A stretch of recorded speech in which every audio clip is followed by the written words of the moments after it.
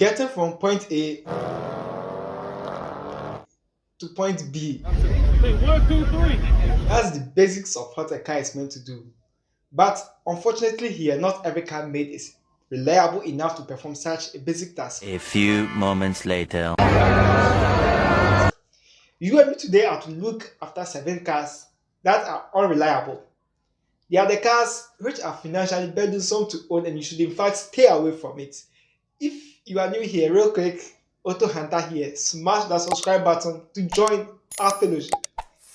If you want your packets to thank you, then stay away from the manufacturing company, meaning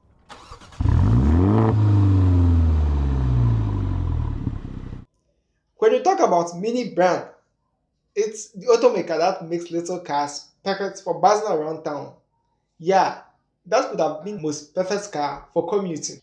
Minis don't need a lot of power to keep you going due to a small body stature, and their go-kart handling is in fact incredible thing. But one thing that sucks is their repair cost. They've got an extremely high repair cost, and no wonder there are a lot on the used market for sale. Don't be fooled by their attractive prices due to their excessiveness on the market. Y ahora de tirón, ahora de tirón. SUVs are great cars to sought after, but mind you, not an Audi SUV. The Q7, which was the first attempt for Audi to venture into SUVs, were their first try, and in fact, it came up with a lot of problems. Well, maybe the buyers of this first gen were used as a stepstone to come up with excellence. So just avoid the first gen at all costs. The Q7 came in several trim levels with multiple engine options, but nearly all of them share the same common problem, from timing chains and tensioner issues, excessive cabin buildup causing misfires, and it disappoints a lot. So instead of entering such a poor trade, why don't you just sort after some Lexus, Suburbans, which are just luxury as an Audi? No. Listen.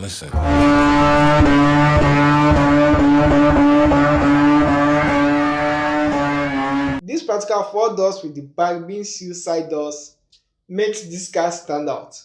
But the moment you drive off this toy,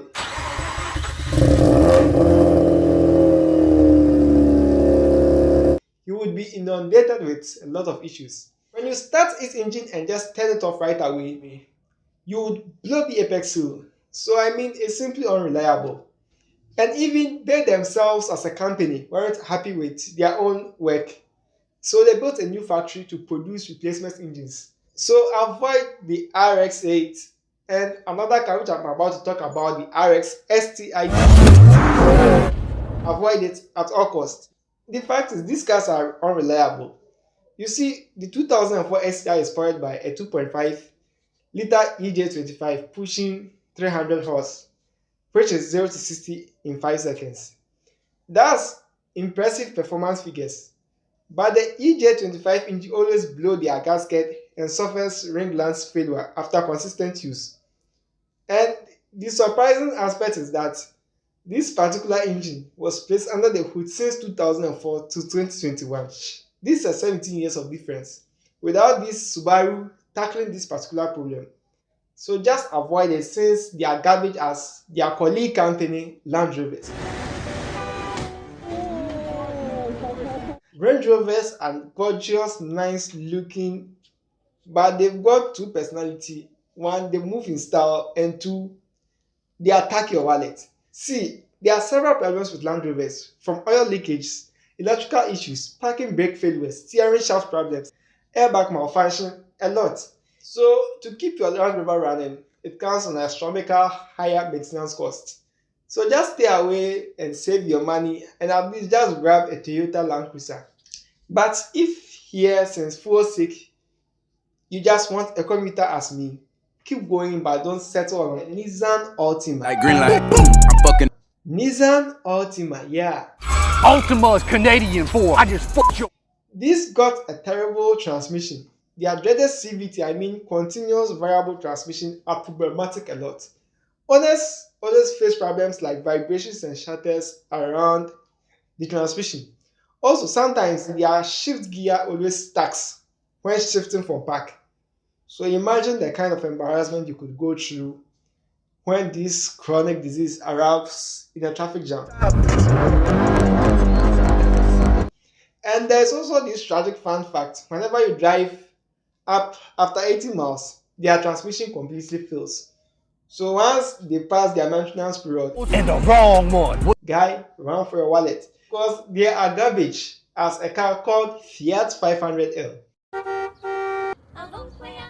Fiat 500L is also faced with the same problem, and instead of them fixing it, they killed their modern cars completely.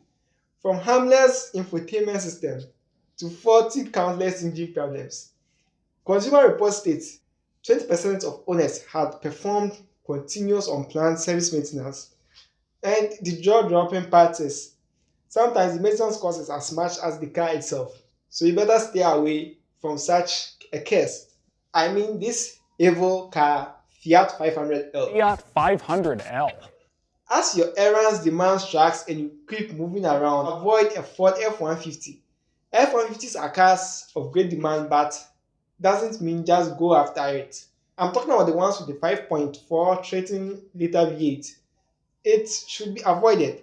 It's got the same engine as the Shelby GT500, and it was a great car with a great engine. But see, this engine does well on sedans and not on tracks. They suffer countless issues, from spark plugs blowing through the engine's cylinder head.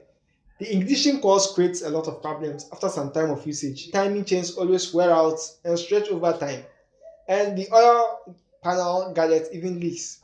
They also suffer from camshaft bezel failure, and they slide up very easily.